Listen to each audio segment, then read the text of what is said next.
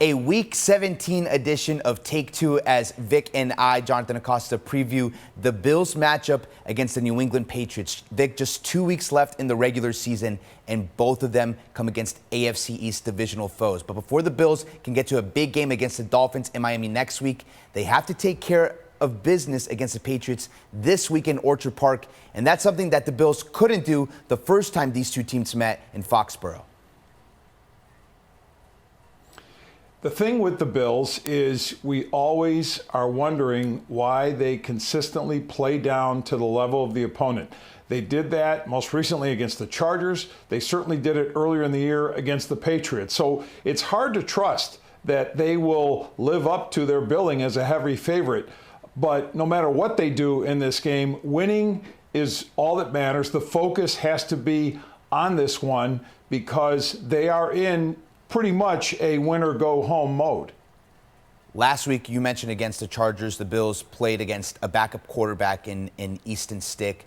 They had some difficulties with him early on. The Bills, again, playing sort of a backup quarterback in Bailey Zappi, but Zappi's had a couple of weeks of run now with New England, and he's shown that he can make this Patriots team a dangerous one. The Patriots went on the road, beat a Steelers team fighting for a playoff spot. They went on the road and beat a Broncos team fighting for a playoff spot. So what does Buffalo have to be careful with as Zappi comes into town this week? I think there has to be some level of respect for Bailey Zappi because of those 4 starts he's made. The 2 wins he's had have come on the road. So that tells you something about him. It also tells you that he's guided this offense to 20 or more points in 2 of the last 3 games. And this is an offense that's awful in so many ways. 32nd in the league in scoring and also near the bottom in yards.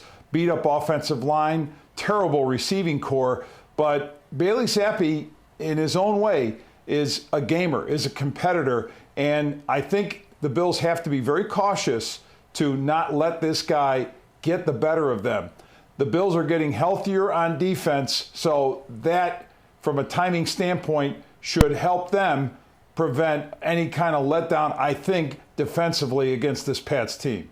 And you lead me perfectly into the next thing I wanted to talk about. You say healthier on defense. Sean McDermott saying Friday that Daquan Jones is going to be back for this Patriots game. Micah Hyde expected to play. Hyde, he's been playing most of these games, but Daquan Jones, he's been out since that Jags game in London. He was playing at an all-pro level before he got injured. How big is it for the Bills to get Jones back and pair him with Ed Oliver, who's been playing at a high level too, and possibly have one of the better 1-2 punches inside in the NFL? I think the timing is amazing for the Bills to get Daquan Jones back in the lineup and further enhance their interior defensive line play. Ed Oliver has been playing well, and in fact, he picked up a lot of the slack left by Jones's departure from the lineup. Having Jones back, having the 2 of them in there, and with all the stunts and games that the Bills defense employs that Sean McDermott likes to use, it just ratchets it up. It gives them an opportunity as a defense to make life miserable for a young, inexperienced quarterback like Bailey Zappi. A defense getting healthier, a Bills team that's won 3 games in a row. And you know, earlier in the season, they were having struggles with close games, all 6 of their losses by 1 score. But 2 of these last 3 wins have come by 1 score. They had a game-winning drive against Kansas City, and the defense closed things out. They had the blowout win over the Cowboys, but then a similar script against the Chargers to the Chiefs game, where the Bills had a game-winning drive and the defense closed it out. How much confidence does that give you in this team going forward that they have turned a new page and the additions on defense possibly helping them reach yet another level and maybe peak right before the playoffs? I think the one thing we can say about the consistency of the Bills in a season where there hasn't been a lot of consistency top to bottom is that this defense has overcome a lot. That, you know, you took away Matt Milano, you took away Tre'Davious White, and this defense still performed at a reasonable level to a high level across these games that have, of course, and especially when these games have mattered the most in this late stage. Credit to the coaching staff, credit to the players for stepping up their game and overcoming. And I think they've learned the lesson of closeout, and they did it even when they were allowing the Chargers to stay in that game far too long and making that game far more interesting, I think, than it should have been. Credit the defense for the closeout at the end.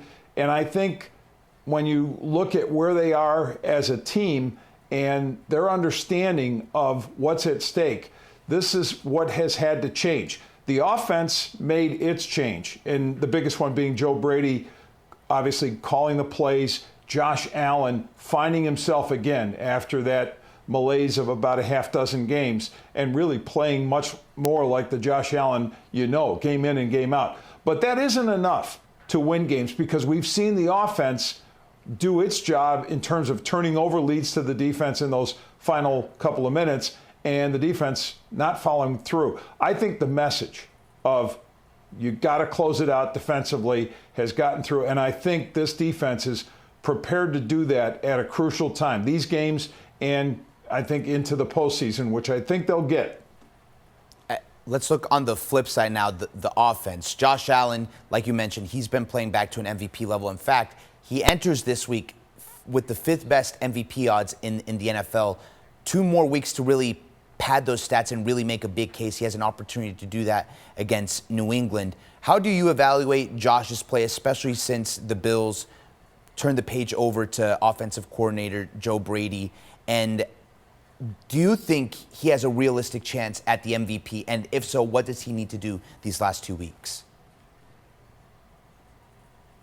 As an MVP voter for the Associated Press, I definitely have him high on my list of candidates. Now, that list also includes Lamar Jackson of the Ravens, Brock Purdy of the 49ers, some other players to consider as well. But as I look at those 3 quarterbacks in particular, the only thing that separates Josh from Jackson and Purdy is that Josh is on a team still trying to get a playoff berth.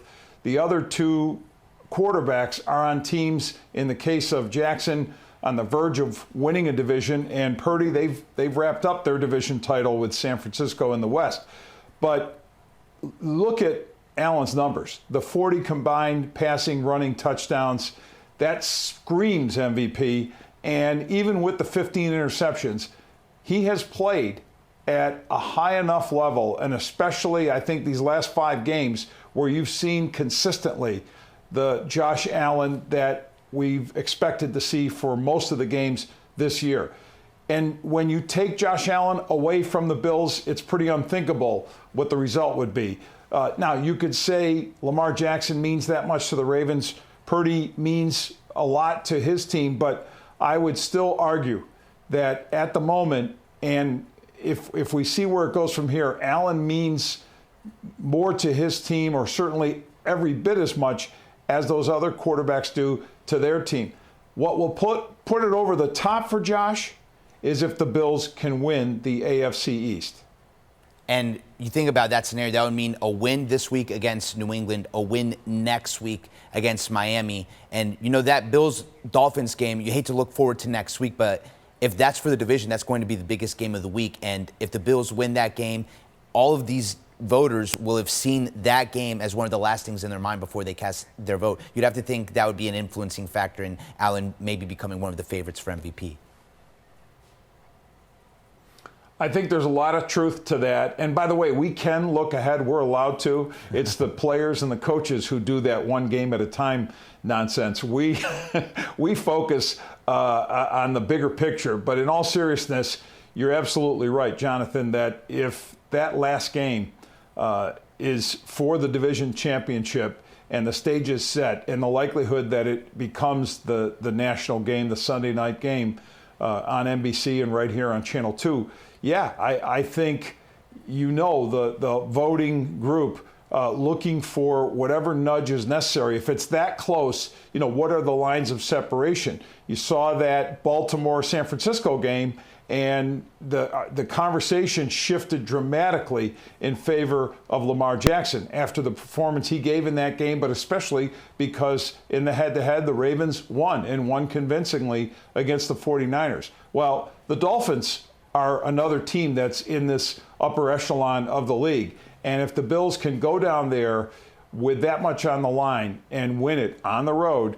And you'd have to believe that the only way they could win it is with Josh Allen having a big game. That's going to influence a lot of voters. Turning the attention now back to this Patriots game. This offense is very different than the first time these two teams played. The first time they played, Ken Dorsey was still the offensive coordinator. The offense was still in a little bit of a rut. Since then, Josh has elevated his play. They found a running game with James Cook. But also on the flip side, Stephon Diggs has had a decrease in production. Just how do you assess where the offense is at right now relative to maybe being able to be better equipped to handle what Bill Belichick may throw at them, something that I think they only had 3 points in that first half against the Patriots the first time they played?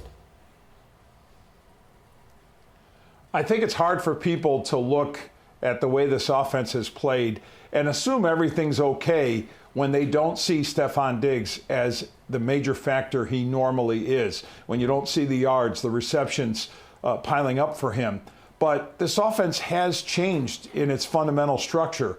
Under Ken Dorsey, it was basically Allen to Diggs or bust. And there was some bust going on because teams could put most of their defensive focus on that and dare Allen to do other things, get the ball distributed to other people. Well, with Joe Brady, it's been that. It's been a wider distribution, I think, and more balance in the passing game. And I think that has opened things up more for Josh when he hasn't mostly felt this pressure, if you will, to get the ball into the hands of Diggs. Now, getting the ball into the hands of Diggs is always a wise thing to do, and he made such a clutch reception on a clutch play against the Chargers in those late stages. So even though it wasn't dramatic stuff, it was vital to victory. The other part of this is the run game, and it's a big part. James Cook's emergence and this offensive line blocking for him, that has been a big story of how this offense has evolved, how much it's opened up other things. It will be a big challenge against the Patriots to run well. That is one of the few things they do well as a team. They've allowed the fewest average yards per carry in the league. So they're stout against the run. They will, with Bill Belichick scheming and coaching, come up with looks and a lot of obfuscation that's going to make it difficult for Josh Allen and his pre-snap reads, for Joe Brady in what he's trying to put together as a scheme or try to set up other plays to counter what Bill Belichick does. That's what has made Belichick one of the very best coaches in the game. So they'll have a challenge to overcome that. If they are stonewalled against the run, I would have some concern, because then I think the sense might be on the part of Josh Allen to do too much to overcome that. He should still be able to find success against this defense overall, even through the air. But I think if he's reliant too much on that, or if they, as a team, the Bills, are too reliant on that, that may not trend as well as a game where they're running the football and setting the tone and taking control. Vic, I think you gave us our leader in the clubhouse for SAT word of the day, obfuscation. In terms of X factor of the day on Sunday. Yeah, I like that word. It's a really good one. I'm going to try to add it to the dictionary and try to use it maybe a little bit more going forward. In terms of X factor of the day on Sunday, what is your key for this game? It feels like a game where, like, if the Bills play the way we know they can, the way they showed against Dallas, they should kind of walk away with this game. But we've seen that it's not always that easy, as evidenced by that game against the Chargers last week. So what's the one area, what's the one X factor that you're keeping an eye on for this game that'll let you know the Bills are playing at a caliber to not just get past the Patriots, but that they're approaching playoff performance? Yeah, I think the X factor will be, and it shouldn't be necessarily this name in the X category, but I'm going to put Stephon Diggs' name there. Is he more than due to have that breakout? Yes, we all know that. And I think there should be expectation that he will emerge. But this is where it'll be on Joe Brady and on Josh to a great extent to figure out how to make that happen for a team that I think, number one, is going to make sure that Buffalo has to earn every yard. And the way you do that is to slow down the run game first. I would believe that Bill Belichick's primary thought, knowing that that's the strength of his defense, is going to keep the focus there. But I think in various ways within the scheme of not only the way they're set up to try to run the ball, but to throw it and to the other targets they have, that Diggs will find those opportunities. And I think the Bills are going to look to get those breakout plays. So he goes off, which could easily happen. This could turn into the kind of route that the Vegas odds makers expect. All righty. 1 o'clock kickoff on Sunday. It's crazy to say that we're at this point, but it's the last home game in Orchard Park of the regular season. It remains to be seen if the Bills will get another home game in the playoffs. Vic, thank you so much for breaking this game down with us. Have a happy New Year. Same to you, Jonathan.